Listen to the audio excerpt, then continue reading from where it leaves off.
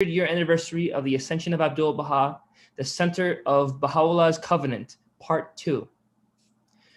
This year, in late November 2021, humanity will mark the centenary anniversary of the passing of Abdu'l-Baha, the center of the Covenant of Baha'u'llah.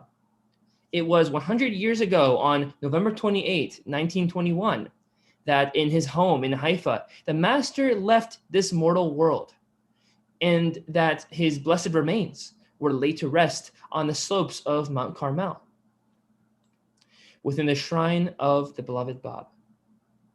Abdul-Baha was unique in the annals of religious history. He was the Master, also named the Mystery of God, the exemplary advocate for universal peace, and to Baha'is, the perfect example of how to live our lives. His presence among the inhabitants of Haifa and Akka was so transformative. His contributions to the welfare of people was so valuable. His love and attention to the well-being of all was so remarkable that over 10,000 mourners from diverse religious and ethnic communities, Arabs, Jews, Christians, Druzes, Turks, Persians, Armenians, and Americans, they all attended his funeral. Haifa had never seen such an outpouring of love and affection or unity towards anyone. At his passing, and as bidden by Abdu'l-Baha himself, the Baha'i world turned to Shoghi Effendi for guidance and authority. Shoghi Effendi was appointed by Abdul-Baha, the Master, to be the guardian of the faith.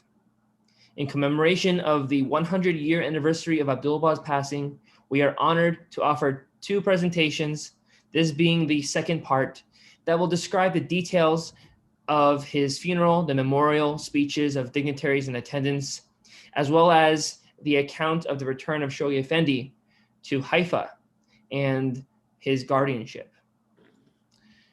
With that being said, please welcome Dr. Adia. Welcome, welcome. Good morning, friends. On one occasion, when President Reagan was shot and they took him to hospital, they asked him, how you feel, Mr. President, after he came out of the operation. He said, I'd rather to be in Philadelphia at this moment. So when I look at your beautiful background picture and all your healthy looking people, I said, I wish I was in Florida instead of in the miserable New York. It's raining outside, and for your information, and I'm not looking for sympathy, I have 5 Zoom presentations today. This is the first one, and the last one would be 8:30 tonight. And one of our friends, poor Molly, who is in attendance now, was confused because the same session that I'm making presentation now would be repeated tonight at 8:30 p.m. So she kept looking at these 2 occasion description. One is at 11 a.m., one is at 8:30 p.m., and she was wondering what's happening. So I'm glad that the situation was clarified. It was a very nice description of the talk or presentation I'm going to make. And this reminds me of another story of Mullah Nasruddin. Mullah Nasruddin was a character in the Persian folklore, and he was an extremely wise man throughout his life. But toward the end of his life, he decided it's not really worth it to be serious and take yourself too seriously. And he relaxed and he began to enjoy himself. And what he did and what he was saying became part of the Persian and actually even Turkish culture. They said he was not anxious to work, and people in the village were very worried about him and tried to find a job for him. Number of jobs that they found for him, it did not work out. Eventually, they decided to make him the mullah of their town, or make him the religious leader or mullah. So they assigned him a mosque, and he was supposed to go there and give the lecture. So the first time that he climbed up the pulpit, he asked the audience in the mosque, do you know what I'm going to talk about? Of course, everybody said no. I said, bunch of idiots. And he got mad and he walked down and he said, how can I talk to the people who don't know what I'm going to talk about? So he left. So that was the end of job the first time. The following week, when he came back to the mosque, he asked the same question.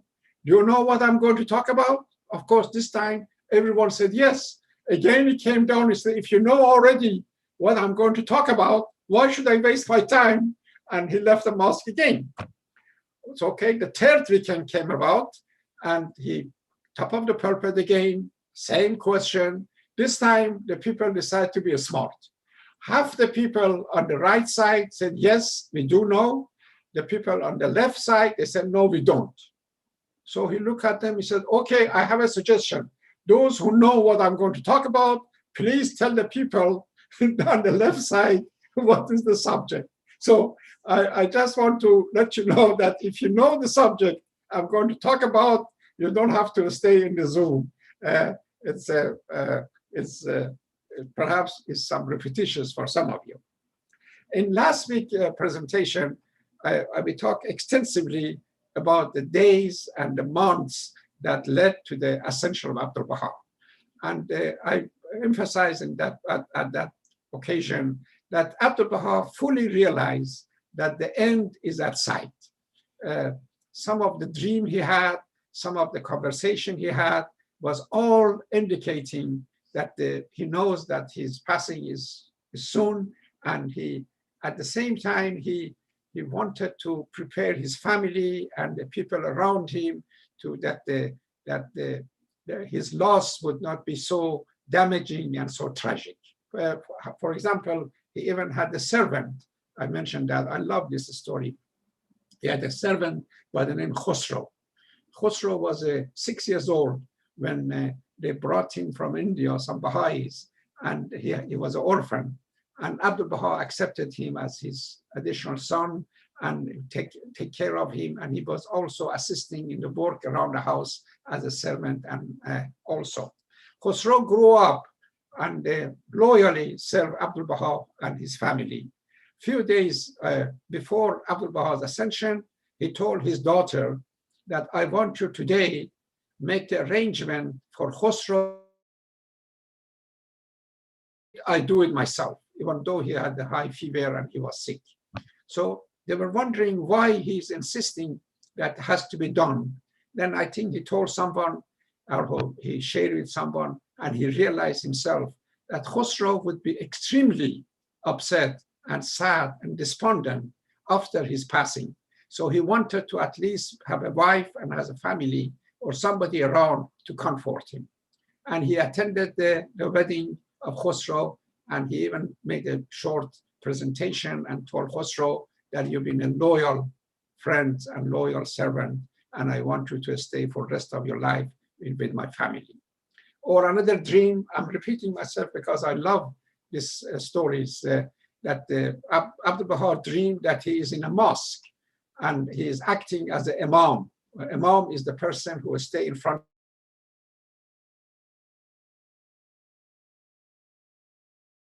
And he was staying in the front, and the good Muslims were coming in and lining up behind him.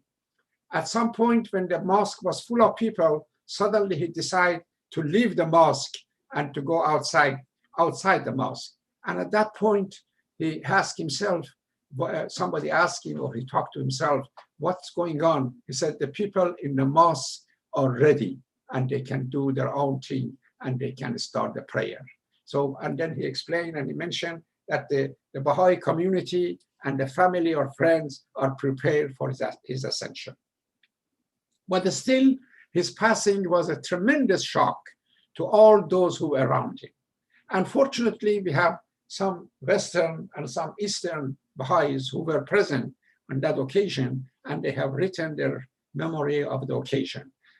John Bush in California, Curtis Kelsey, Fujita, then who else? Some woman from Germany, and a number of Eastern Baha'is, Persian Baha'is. They all describe those days and that led to his ascension and eventually what took place after he died. We do know that the Sunday before he died late Sunday night, early Monday morning, there was a gathering on the top of the mountain next to the shrine of Bob. You know, those of you who've been in Haifa, in the old days, next to Shrine of the Bab, there was a huge room that Baha'is used to get together for the gathering and the meeting. And so in that particular day, I think it was November 26th, they had the gathering for the Day of Covenant celebration. And I guess you know what the Day of Covenant is. The American Baha'i insisted that they want to celebrate the birth of Abdu'l-Baha. Abdu'l-Baha refused because his birthday coincided with the declaration of the Bab, and he did not want to take any credit for that particular day. But since they insisted, he said, you can celebrate a Day of Covenant, which is November 26th. That's the day that is a whole new story, but I think I have talked about that before, that the Tablet of Branch was translated and read to the American, and Abdu'l-Baha officially and openly declared himself as to be a center of covenant, and he mentioned that New York City is the city of covenant. So, and Baha'is in New York started the celebration of Day of Covenant, and then became, of course, universal, and the other community began to celebrate it also. So in that particular day, many Baha'is were there, and they, Abdu'l-Baha did not attend it. So when the meeting was over, some of the people, his son-in-law, Mr. Hadi, told him that oh, folks were not happy that you were not there today. And his answer was, I was there and I witnessed the entire session. So, and then there are many other stories that I'd like, you know, I think they have put my last presentation on YouTube. These folks in Florida, thank you, John and Lajamaya, that they quickly put the presentation on YouTube so we can listen to it and learn more about what the days that led to Abdul-Baha's ascension. So the day that he died, and it's also known fact that thousands and thousands of people participated in the funeral ceremony. Over 10,000 people were present in that occasion. And they said in the history of Palestine, this was the most unusual scene that you could witness. A state and a country that the Arab and Jews hated each other, the Armenian hate the Turks hate the Armenian, but among these 10,000, there were all kinds of groups of Kurds, Druzes, Arab, Persian, and Jews. And then they led the funeral all the way to the top of the mountain, right next to Shrine of the Bab. Abdul-Baha's sister, great as how he lives, have decided and recommended that the spot next to Shrine of the Bab would be the burial place of Abdul-Baha. So overnight, I think they dig the ground and they make the place prepare. And so they brought the body, it took an hour to go through this procession all the way up. They take the casket out of his house. John Bush, the guy from California, the one who at the school is named after him, Bush Baha'i School, was one of the people that originally began to carry the casket. Then as the casket was carried up to the mountain, everyone was anxious to participate. So they would keep changing the people who were carrying the casket. They got on the top of the mountain. They put his body on the very simple table. Of course, they arranged it that he would wear a taj, they call it, or the hat of Baha'u'llah on his head. And then they have washed his body by a fellow named Badi Bushruye, washed his body beforehand. And then there were 9 talks was given to about him on that wonderful occasion. Now I have a brief statement that some of these speakers have done, but I have it in Persian, so I got to quickly translate for you, and to hopefully I will do a good job. A fellow named Yusuf Khalqat, who was one of the leading Arab in the Palestine, he said, "O Arab and Persian, do you know who have died today? A man who was great yesterday and is becoming greater today. Don't cry for him. Don't be sorry. Cry for 1 hour about his passing, but he cried for you for 80 years. If it was possible for me and others, we should have given thousands our life for him. He is not among us anymore physically, but he is in our memory forever. Then another man, there was 9 speeches. I only picked a few of them, as I said in Persian. I try to translate as much as I can. A fellow named Ibrahim Nasser, who was a Christian, and he was a famous writer in Palestine. He wrote, "I cry for the world because we have lost our God. It is not just Palestine which is crying. The whole world is crying for his loss. For 80 years, he was our prophet, and he was a messenger of God among us. Oh, people, Abbas is not dead. He is still among us. He's a spirit with us. Abbas would live forever. His word, his manner, his advice will be among us. We may say goodbye to his body, but we have always have him in our memory." Then the Mufti of Haifa, Mufti, as some of you probably know, is a leading religious man in town.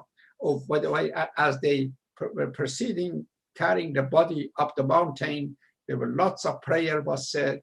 There was a Boy Scout participating. There was an honor guard in the front. There was a family in the procession. And there was thousands of other people who led the teams. The Mufti, a fellow by name Muhammad Murad, he said, "I do not want to exaggerate about this man. His life does not need exaggeration. This procession and the number of you who are here shows his greatness. He was the father of the orphan. He was the supporter of the hungry. He was the help of the poor one. There is no way that anybody could replace him. May God give his family and friend patience to tolerate this loss." Let's see, who is this one now? Another speaker, a fellow by name Abdullah Mukhlis. He said, "The world of knowledge has closed its eyes.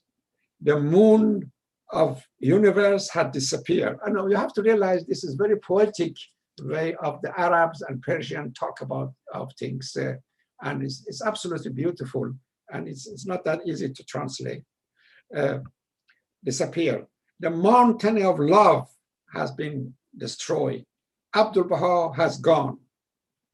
I do not want to talk, and there is no need to talk about his greatness. You all know about the beauty of his manner, about the softness of his heart. The language is not sufficient to describe all those. Again, they made the reference that his memory would stay with us forever, and on and on. So I just want to have some example of the word I said. And later on, maybe I made a reference also that maybe I could tell you now, that how many of you know, I'm sure most of you do, all of you do, Winston Churchill. At that time of Ascension of Abdul Baha, he was a member of a cabinet in London. I think he was in charge of all the colony and all the different places that Great Britain was controlling. You know, in 1920s, Great Britain was a huge empire all over the world, India, Australia, Canada, many African countries. They were all under the Commonwealth and control of Great Britain. And he was in charge of all those. And he sent a personal message to the General Consul of the British Empire in the Palestine, and extended the sympathy of British government and himself personally to the Abdul-Baha's family and friend. Then, of course, you may have heard of a fellow named General Allenby. General Allenby was the one that during the First World War was a major figure, and he defeated the Turkish army in North Africa and Middle East. And the whole picture and the map of Middle East has changed because of what this man has done. Because all these countries that you have known were under the control of the Ottoman Empire and Turkish authority. But then because British won the war with some help with the France, they divided the Middle East to different countries, and that's what the mess that you have now.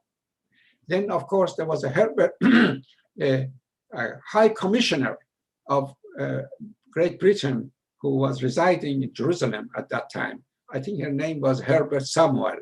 He was actually, it's so interesting, he was from a Jewish background, and it was very unusual in 1920 for a Jew to have such a high prestigious position as a high commissioner. And later on, when he moved back to England, he became a head of the Liberal Party in England, and he was always very friendly with Baha'is throughout his life because of his acquaintance and because of his interaction with Abdu'l-Baha. He met with Abdu'l-Baha in many occasions, and he loved him. And in that occasion, when Abdu'l-Baha passed away, he drove, or he came all the way overnight from Jerusalem to Haifa to participate in the funeral.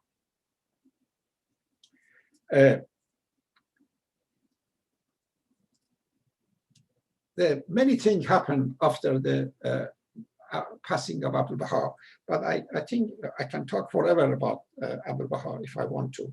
But let's move to a subject of what happened after he died. Abdu'l-Baha wrote his will and testament, and in his will and testament that was written, I think, on 3 different occasions between 1901 and 1908, he clarified the subject of covenant. He clarified the subject of election of Universal House of Justice. He clarified the appointment of Shoghi Effendi as his successor. He clarified, in detail, he described the teaching of Bab and Baha'u'llah. He mentioned also all the attack that the Mirza Yahya waged against Baha'u'llah, and Muhammad Ali, his half-brother, waged against him. They have made. So this will and testament of Abdu'l-Baha really is one of the main document that Shoghi Effendi used to create the Baha'i administration. There are 3 documents that we should be all familiar with. One is the will and testament of Abdu'l-Baha, one is the tablet of divine plan, and one is the tablet of Carmel. So these are the 3 things that the Shoghi Effendi used, tablet of Carmel, to build all this magnificent garden and building in Haifa, and the other are really backbone of the Baha'i administration. There are extensive writing about the will and testament of Baha.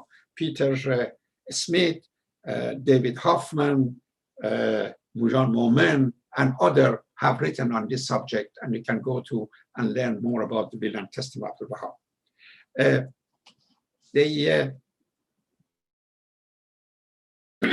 Was Muhammad Ali wanted to say, okay, Abdu'l-Baha has gone, and according to the will and testament of Baha'u'llah, I'm supposed to follow the occasion. But then you have to remember that because of he broke the covenant, and he waged such a terrible war against the Abdu'l-Baha and Baha'i faith that he was declared covenant breaker. So he lost his chance of following and replacing Abdu'l-Baha. But then, of course, he put the ad in the newspaper, and he claimed that he is the successor to Abdu'l-Baha. He tried to, one thing Greatest Holy Leaf did immediately, they changed all the locks to the Baha'i houses and things like this, because she realized that he may try to take over those buildings, and that stopped him. So he was a terrible person, and he what he did. The subject of covenant is really fully is described in the will and testament of Abdu'l-Baha, and it seems in some of the certain section of the will and testament, it shows that Abdu'l-Baha at some certain time had the fear that because of machination of covenant breaker and intervention of Turkish authority, they may even exile him farther away to somewhere in Africa, and they were even thinking of hanging him. So we could see in the will and testament that he talks about the immediate danger that he is facing, and he described that what has to be done. The formation, of course, the House of Justice was a very important aspect that he talks about. No.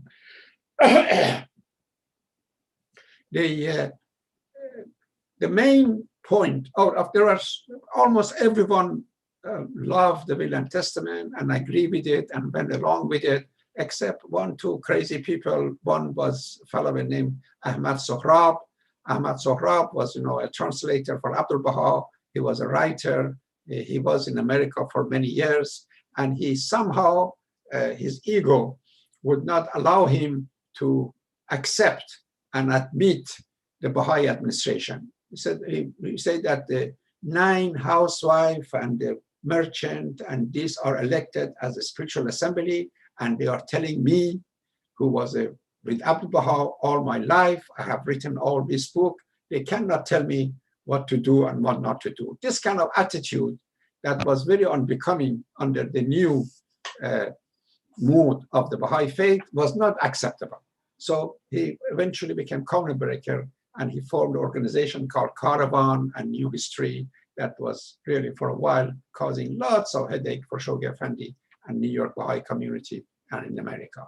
Then there was another woman by the name Ruth White, who also I think she's from German background. She was a journalist, and she started to spread the rumor that the whole Bidden Testament was fabricated by Shoghi Effendi forged it and make himself, and of course nobody take her seriously either. So Shoghi Effendi was a grandson of Abdul-Baha, as you all know. From early childhood, he was loved by his grandfather.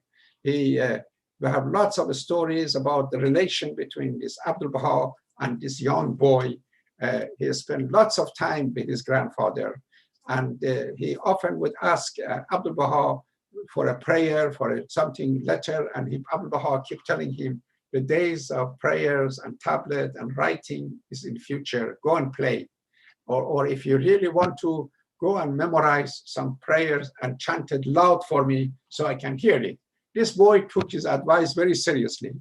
So he would go in the morning and night and in a very loud voice start to chant some of the Baha'u'llah's prayer. So it reached a point that was really disturbing the family member who they went to Abdul-Baha and said, please tell these kids not to read the prayer so loud and things like this. He was joyous being. And the number of indication are that from even that time, Abdul-Baha had his mind made up that he is going to replace him, because somebody in America, for example, wrote to Abdul-Baha, they said it is in the Bible, is a quote about the child that would born and would lead the world. And Abdul-Baha answered, that child is already born.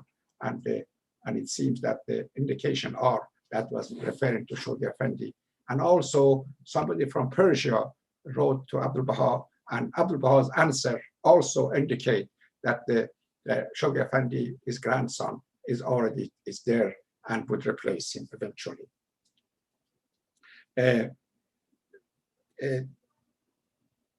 Shoghi Effendi is an amazing phenomenon, and is so much different from his grandfather. Abdul-Baha was very outgoing, was constantly in touch and spending time with the authorities in Haifa, in Akka, in Jerusalem. He was going to mosque and pray with the natives and things like this. Shoghi Effendi was entirely different personality. He was a young 24 years old who almost graduated from Oxford, and he had different intention and different plan of action. He wanted to build the Baha'i administration, and he had no time for to spend time with others. This created some problem, of course, even for some British authority. One of the reports that they made, which is available, they refer to him as this boy. This boy is not like his grandfather, and he's not doing what he's supposed to do in terms of spending time with us and things like this. But then he exhausts himself with so much work. And I think if you study his life, and I really strongly recommend a book called Priceless Pearl by his wife, Ruhi Khanum, that he described from the early stages, he did so much work, especially the first couple of years. He exhausted himself between the sadness of losing his grandfather, between the opposition, and between his family doing hard time, between the responsibility. Number of times he came very close to having nervous breakdown. And occasionally he had to take some time off and leave the scene, and perhaps even to Switzerland and Europe to just relax and rest and recuperate. And it was during those periods that his aunt, Greatest Holy Leaves, was in charge of Affair of the Faith. We all should also study the life of Greatest Holy Leaf to realize the magnificent contribution of this woman to development of Baha'i faith, whether it was helping her father Baha'u'llah, whether it was helping her brother Abdu'l-Baha, and helping Shoghi Effendi during all this crisis that he was facing. As you know, he was sent to Beirut to high school and early university days. He was not very happy there to be in Beirut. He would come back often to Haifa to spend time with the family and with his grandfather. And then later on, he went to Oxford in England to study political science and economy. And he was anxious to develop his English language as much as he can, because his dream and his goal was to eventually to become a good translators of the writing of Baha'u'llah and Abdu'l-Baha. How little he knew that he is going to be responsible for much more than just translating those material, even though he did a great job also in translation. The news of the passing of Abdu'l-Baha came to him as a great shock. What happened sometime before Abdu'l-Baha's ascension, he asked his parents, Shoghi Effendi's parents, please telegram Shoghi Effendi and ask him to come back quickly to Haifa, because he realized, I guess, he's going to die soon and he wanted to see him. But then the parents, these goody people, they said, oh, why should we shock the boy, and why should he's at the middle of his study. Instead of sending him a telegram, they wrote to him. And of course, that letter got there way later, and the way he got it, the letter went to a fellow in London by the name, I forgot, I think Paul, he was a military man. And he contacted Shoghi Effendi and asked him to come to his office in London for an important conversation. So Shoghi Effendi arrived into his office and was waiting for him to come.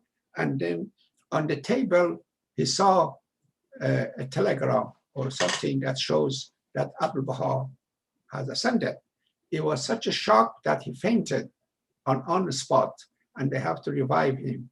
And it took, poor guy, it took a few weeks to arrange for a visa and to traveling documents and all that.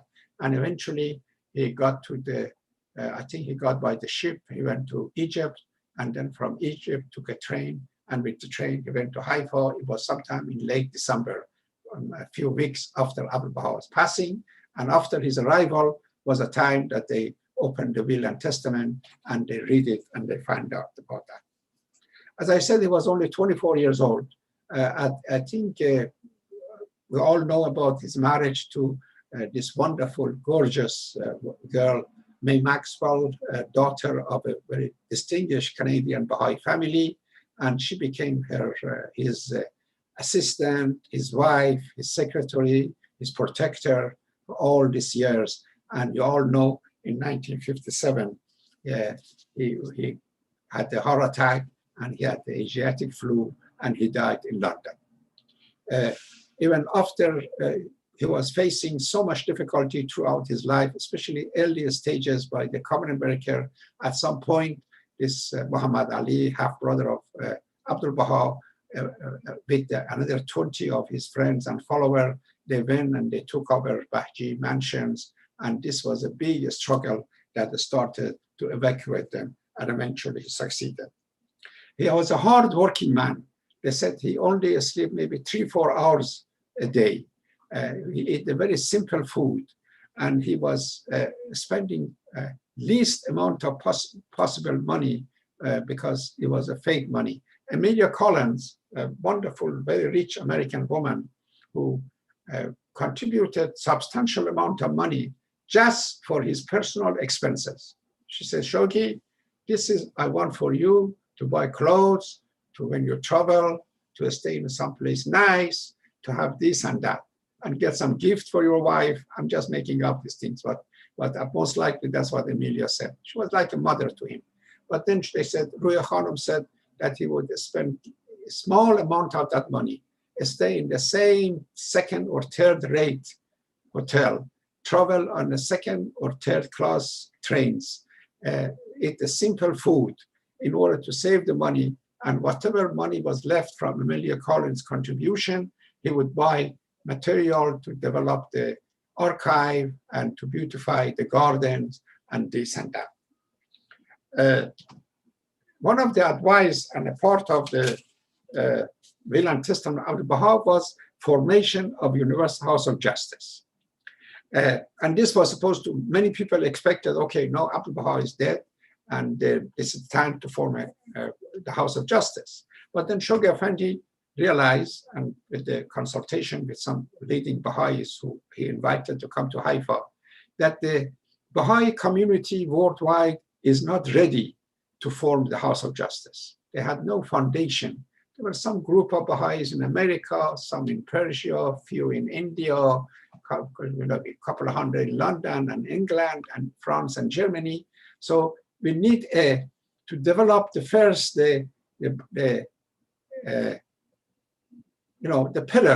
that you need, and focus in building the local assemblies, national assemblies. And it's amazing, and I don't want to get involved in this discussion, there are lots of stuff written, that his passing and not having his own will and testament and appointing somebody is another mystery in the faith.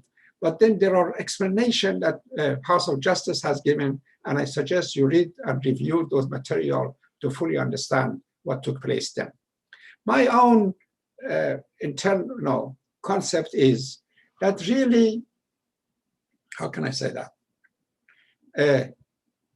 I think the world and Baha'i community has reached a degree of maturity that we could, through our convention and through our National Assembly, elect 9 people to be the member of Universal House of Justice. And God has said, you do your thing, go through the election, go through whatever. Then when those 9 men get together, I would inspire them and they would do the right things. This is amazing. It shows the maturity of humanity that we have reached, that we don't necessarily need one person as a head of our faith. We can select those people, but after the selection is taking place, they would be infallible, minor infallibility, and they would decide and do the right things. And whoever opposed them, according to the will and testament of Baha, is opposing God. We are in a good hand, friends, and I'm running out of energy. So I stop here and ask my good friend to show a few pictures that he wants to share with you. Thank you.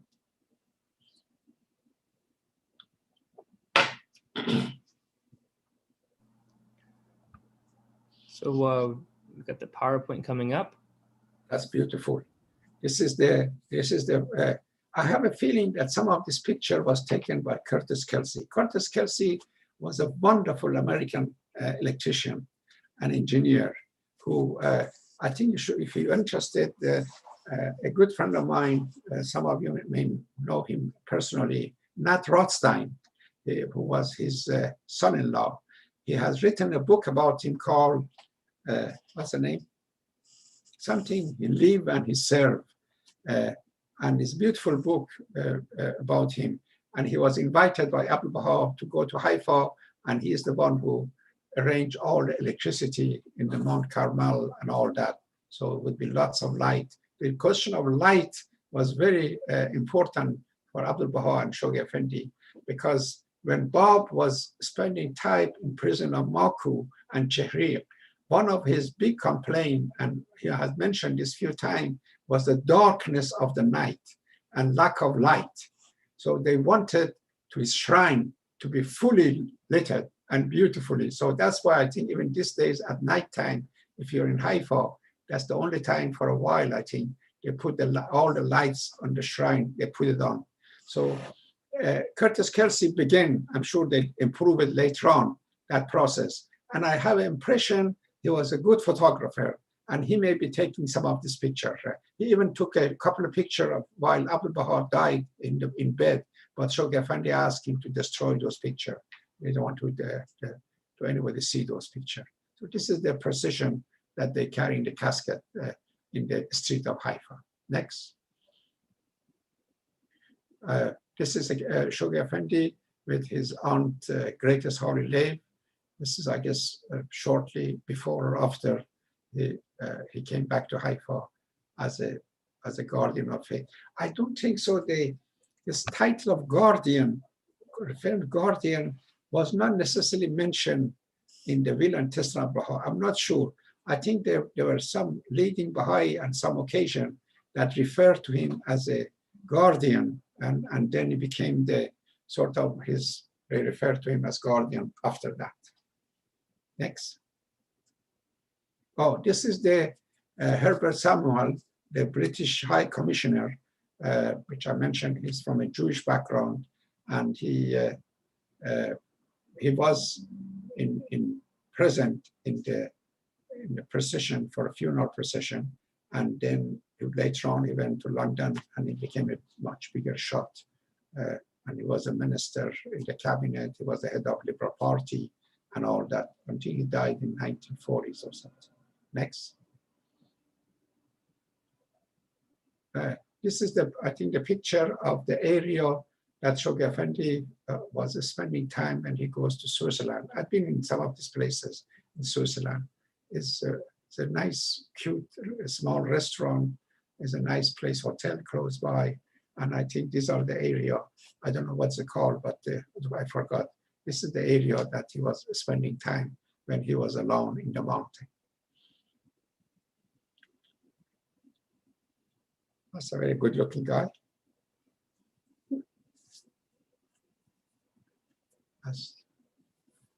This is the Mufti of Palestine, or of Haifa, who gave the major talk. And I think I made a reference to him a little earlier. That's the only one I could find a picture of any of those speakers. He was the one I could find it. Mufti was a very important. This is my favorite British leader, Winston Churchill. He by himself is perhaps most responsible for defeating Hitler and turning the tide of the Second World War. He was a very strong leader, and his contribution to really Western civilization and saving the Europe from the terrible thing that could have happened because of Hitler. And he was a great writer and great painter. Was a very unusual fellow. Hard-working man. This was a nice picture of Shoghi Effendi in his younger days. Very sweet picture. This was his traveling outfit, and then his small luggage that he would carry his stuff with him, sanduq. And that's Dr. Esselmont. Dr. Esselmont was very close to Shoghi Effendi, a great supporter. He's the one who wrote that famous Baha'i book, Baha'u'llah, A New Era, which is the probably most popular Baha'i book that ever been published so far.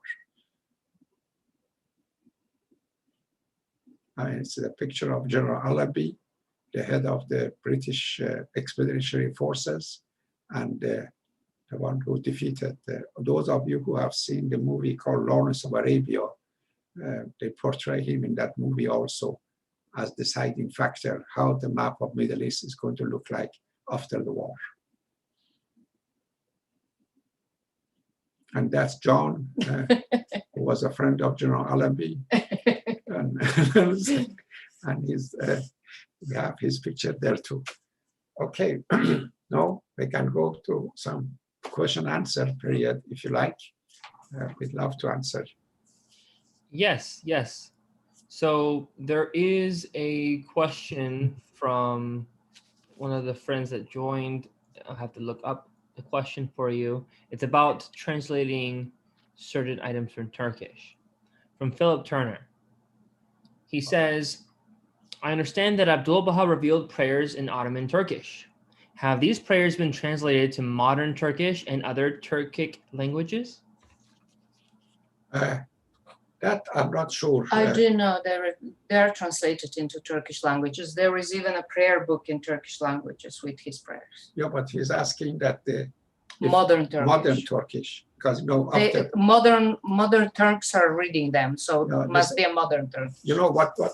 Let's explain that after Ataturk and the revolution in Turkey, they changed their alphabet, they make it sort of Latin looking, and they change it. So the traditional Turkish language is not very popular anymore among the Turks, and they are not very happy, some of them.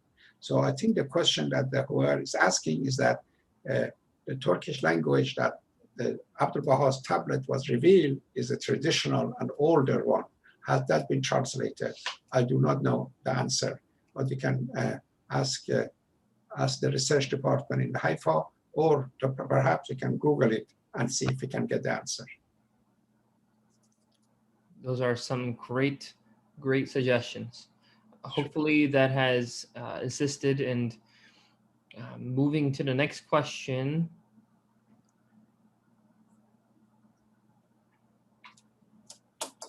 The question from, oh, that was the same question, sorry. Okay, so from Peter Burns, have any prayers been translated by the Guardian?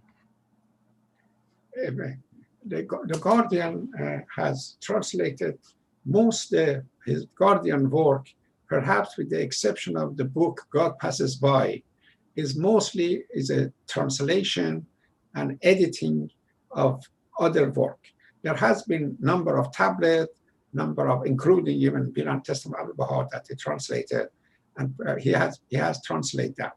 But he has also mentioned something beautiful about Shoghi Effendi, that in some point he wrote, "This is my humble contribution in terms of translation or writing or interpreting historical fact. In future, the scholars and historians may discover and may find additional information that would be supplement to what I'm doing." So we have actually some prayers that is popular among Persian in Arabic, for example, by Shoghi Effendi, and my father was fond of one of them so much that he often chanted that prayer. And it's revealed, I think, or he wrote it when Baha'is were in ultimate danger and ultimate pressure by the non-Baha'i community and the government. And he really is begging God for help and support and salvation. So that I remember that I received from, it was there.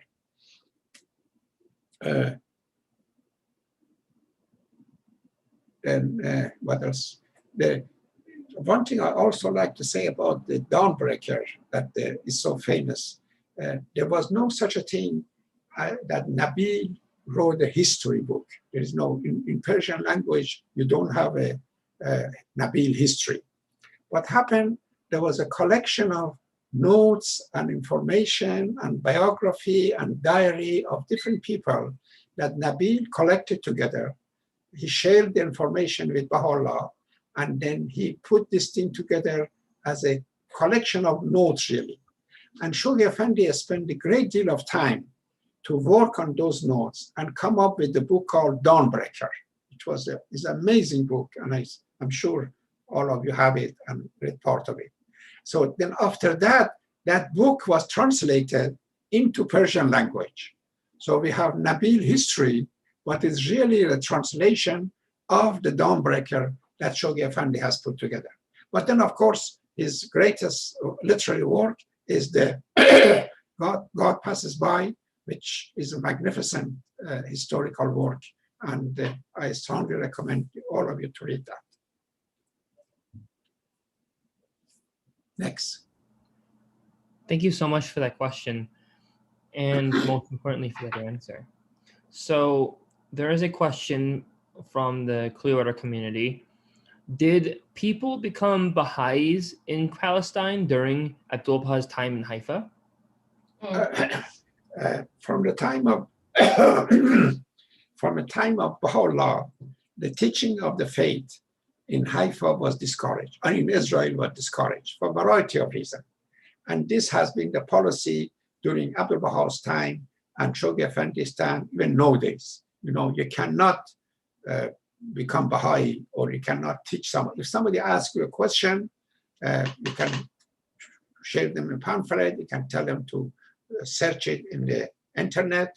And if you're a foreigner, when you go back to your own country, you can contact the Baha'i community and they can give you all the information.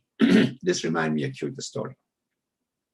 You know that Mr. Furutan was part of that 9 people who were the custodian of the faith after the passing of Shoghi Effendi until the house was established. And I love Furutan, Mr. Furutan. He was my teacher actually for a number of years. I was very close to him. So one of the things that he loved to do on a daily basis, when the visitor would come to go to Shrine of the Bab, or even Baha'is would go, he would go stand in front of the Shrine Bab and make sure that people would take their shoes off, number one. Number two, then he had a little broom that he would get rid of all the leaves and things like this to clean up. So in one occasion, this young boy approached him, and he didn't know Mr. Furutan. He asked him, I think tonight or tomorrow night there is the feast. Could you tell me where it's going to be? So I like to go to the feast. So Mr. Furutan told the kids, young boy, that we have no feast in Haifa. Oh, he was a little bit surprised, no feast. And then he said, okay, can I go to any fireside that I could attend? Mr. Furutan said, we have no fireside in Haifa. Then the young man said, but I think your assembly should do something about this. They should consult. This is terrible. You have no feast, you have no fireside. So Mr. Furutan told him, but we have no assembly either. So the kid was so shocked. He said, what kind of Baha'is are you? He said, we are a bunch of inactive Baha'i. So I love this story of Mr. Furutan has such a great sense of humor that he came to America a number of times. And and also I knew him from Iran. God bless his soul. I forgot what was the question now. So the question was, did people become Baha'i?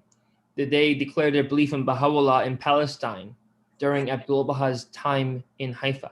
No, I think he was discouraged, and I mean, he would share with them what the Baha'i faith is, but I don't think so he would accept the people. They had enough problem in Palestine at that time. All they needed there are few things that the Baha'is were discouraged. One was not to teach the faith and trying to have declaration. The other thing, not to have any business venture in Israel. That they, because I guess they all realized this could always lead to some difficulties and some problem. So that's the 2 things that was discouraged. Actually, a friend of mine, I don't want to mention his name, he was so anxious to build a hotel. He had wanted to do it in Akka for the pilgrims, that instead of going and looking for a hotel, they could all stay in this nice fancy hotel that he was hoping to either build in Akka or Haifa, and he was not allowed to do so. So that's the story.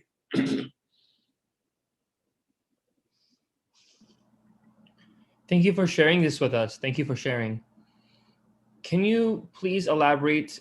There was 2 questions. First, who was Dr. Furutan? Could you just give a short synopsis since you mentioned a story? Sure. Who was this gentleman? Mr.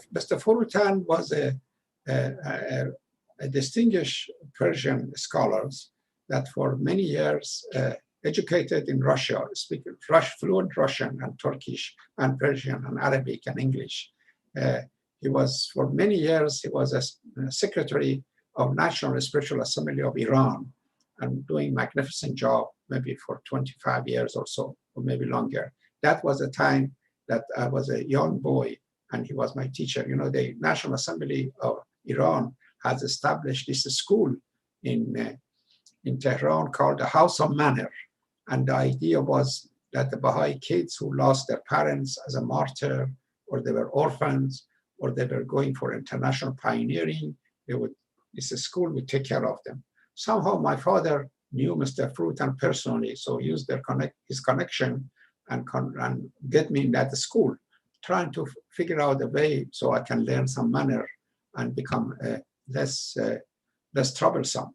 So they sent me there for a couple of years. Boy, oh boy, did I suffer, because I have to be good, there was a discipline, and poor Mr. Frutan, who at that time was Secretary of National Assembly, as well as sort of absent director of the school, tried so hard to put some sense in my head.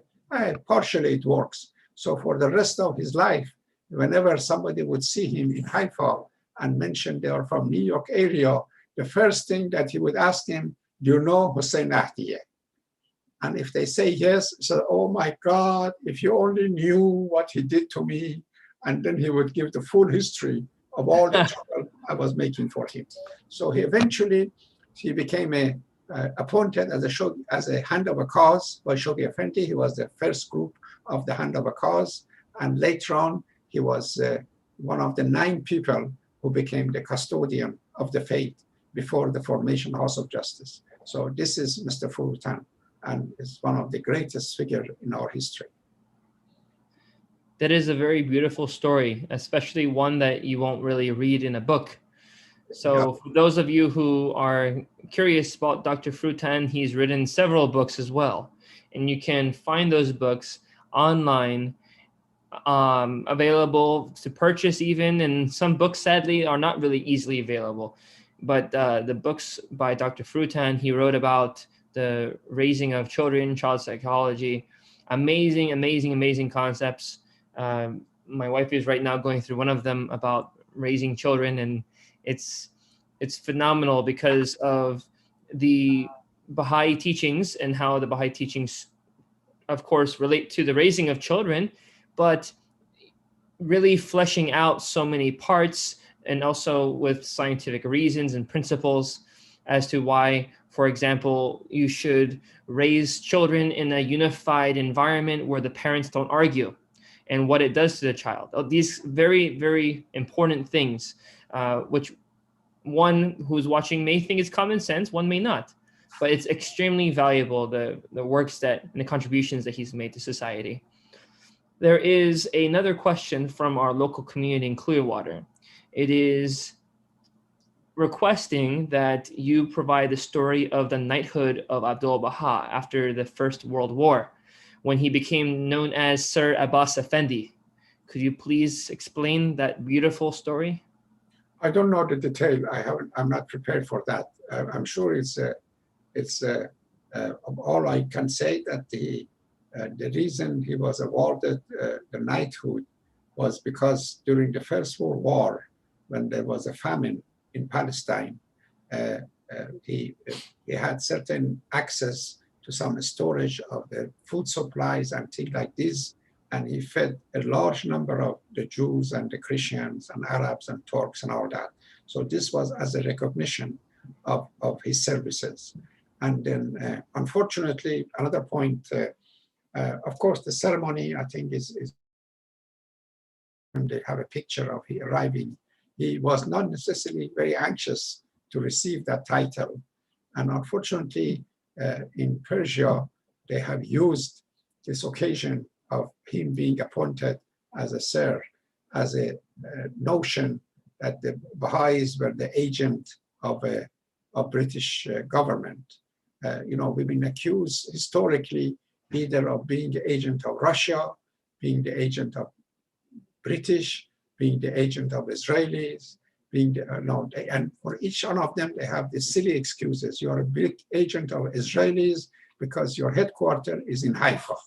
And they don't have enough sense to realize that the Baha'is were in Haifa years and years before even Israelis were established and Zionism moved there. So the same thing goes with Russian and British, and then of course, agent of America. That's it. But I think it's a very good subject, the knighthood of Abdul Baha.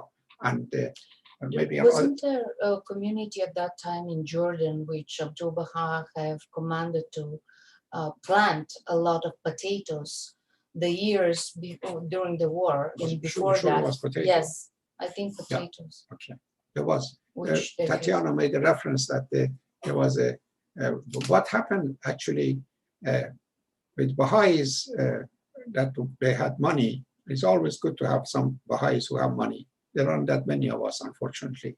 That the Abdu'l-Baha would encourage them to buy land in different parts of Israel, mostly in Jordan Valley or Golden Heights and those places. And I came across this young Jewish guy in one of the Baha'i conferences that his thesis and his research was just collecting information about the Baha'i involvement in real estate activity in Israel. But that was very short time. Yeah, and so what happened is that all this land, of course, belonged to the Baha'is. And recently, last 30, 40, 50 years, especially with a fellow named Bora Kavlan, who was a New Yorker and became member of House of Justice. He was an extremely bright real estate man. And what he did, he negotiated with the Israeli government. He would give them a piece of land in Golden Heights or in Jordan Valley, which they were very anxious to have because for security reasons and other reasons, if they would give them a piece of land in Haifa and Mount Carmel or in Akka. So those lands that Baha'is got many years ago, just casually with the advice of Abdu'l-Baha, became very useful. Lots of this land that we have now around Mount Carmel and in Akka is really because of exchange of those lands with what we have now.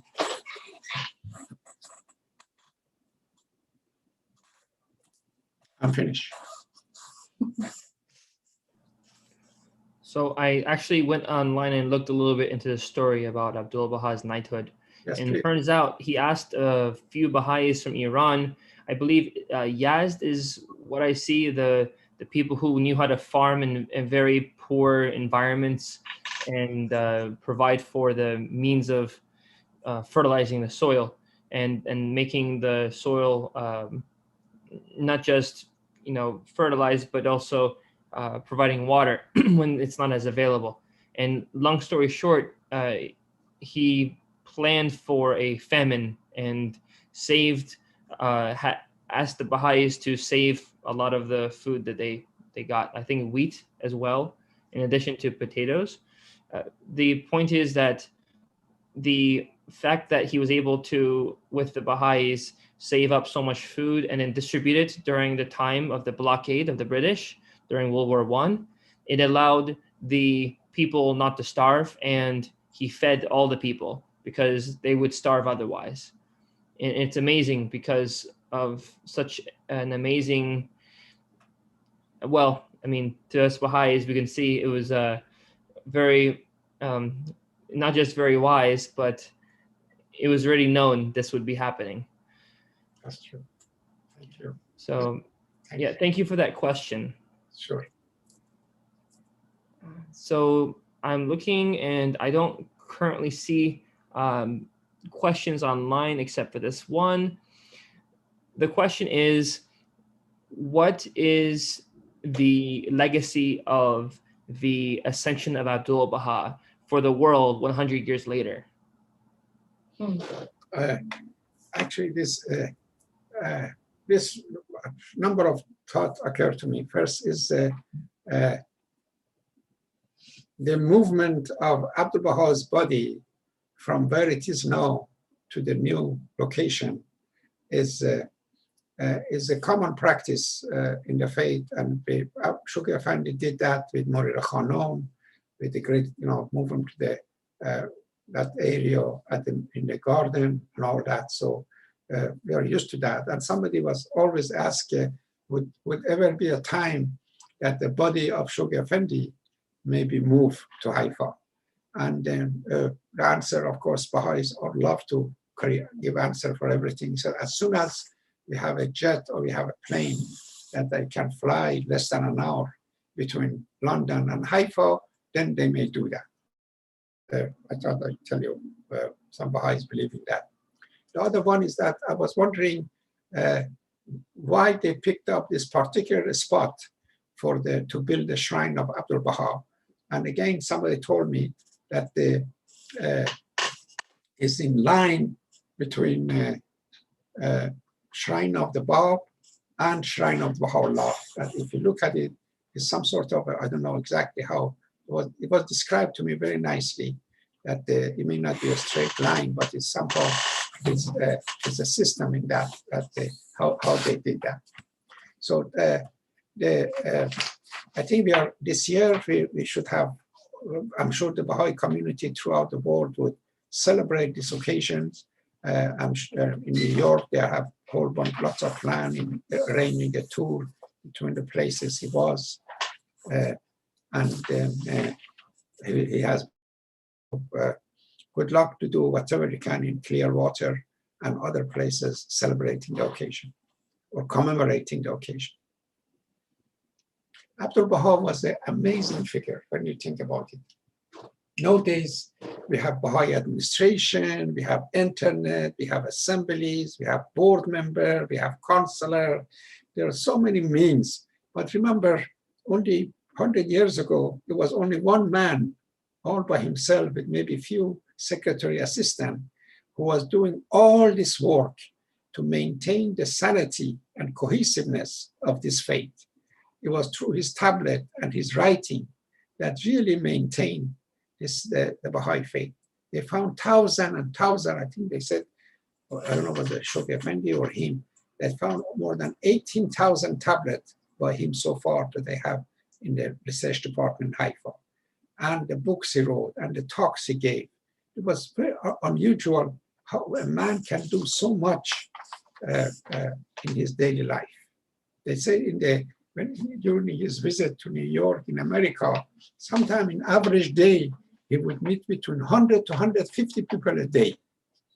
I meet with 4 or 5 people, including my own children. I get tired and I feel like going back to sleep. But this man, wherever he get the energy, he would go on and have all this gathering.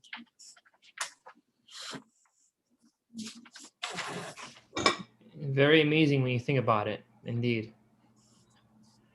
I want to say thank you so much for your time today to be able to go over all these beautiful stories with us, and more importantly, commemorate this once in a lifetime centenary as well.